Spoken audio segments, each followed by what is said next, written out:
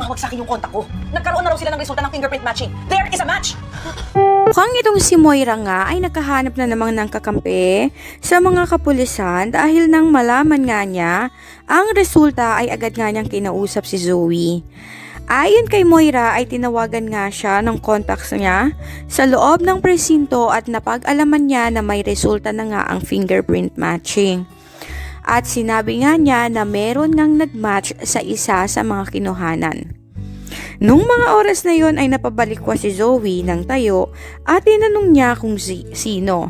At ayon nga kay Moira ay kailangan na nilang maghanda dahil kung sakasakali man na si Zoe o si Moira nga ang siyang nakuhana ng fingerprint matching ay siguradong makukulong sila.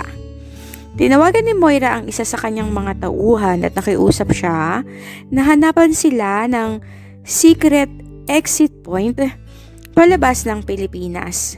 Ayon sa kanya, hindi na siya papayag na makulong ulit dahil nagkaroon nga siya ng trauma sa kanyang mga dating kasamaang preso.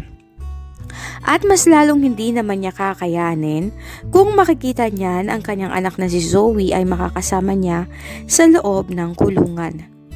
Subalit bago pa man sila makalabas ng kondo, ay isang warrant of arrest na nga ang dinala sa kanila at ibinibigay nga kay Zoe at kay Moira.